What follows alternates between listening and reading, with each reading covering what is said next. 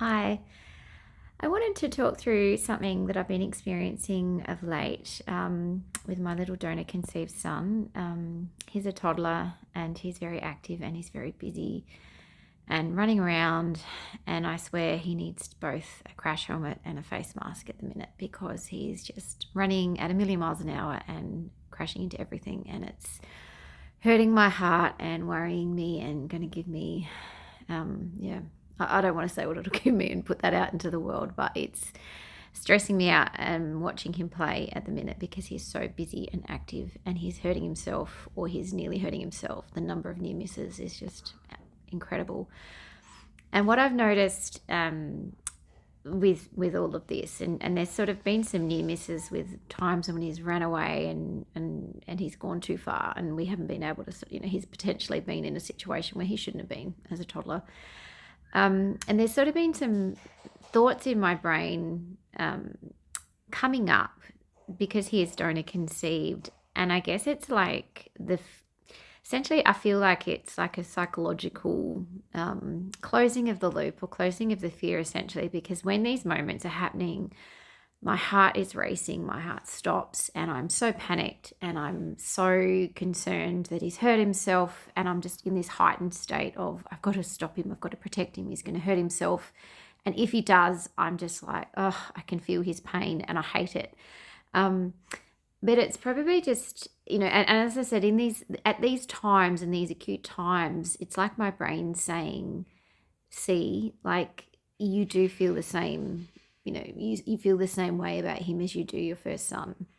My first son is conceived with my own eggs, and it's sort of like, and I know that intrinsically, I know that he's my son and I love him and he's mine, and there's no question about that within me. But my brain is still in those moments of fierce protection and worry. It's sort of it's like it's saying, see, like, you were worried about this and you thought that maybe you wouldn't bond and you wouldn't attach when you were considering donor eggs. And in those moments, it's like this confirmation that I didn't have to have that fear, or confirmation or closure on that fear almost. And I'm not sort of, trying to think this way or deliberately thinking this way. And it's not even something that I'm consciously doing. It's just I notice that those thoughts are there in those moments. It's like, see.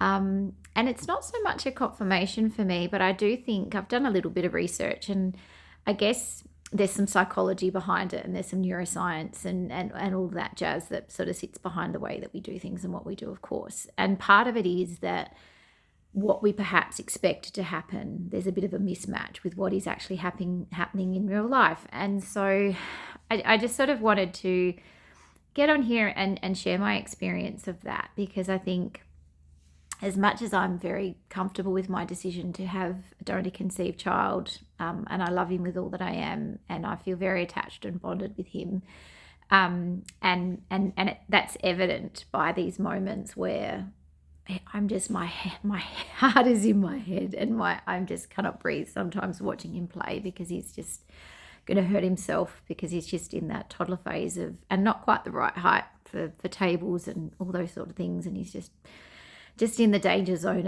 of hurting himself. But it's just a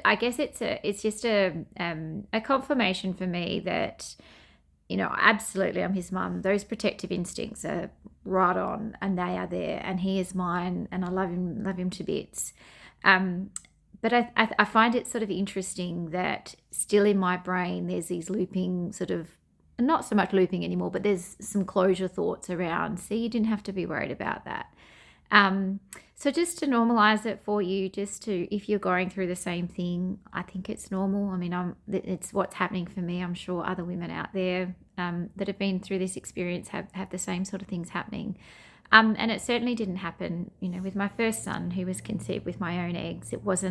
I never ever had these, these confirmation, thoughts, or these sort of validations, or this sort of experience where something I feared before was sort of, clarified or confirmed at a later date with lived experience. It hasn't happened with my first son, but it has with my donor conceived son.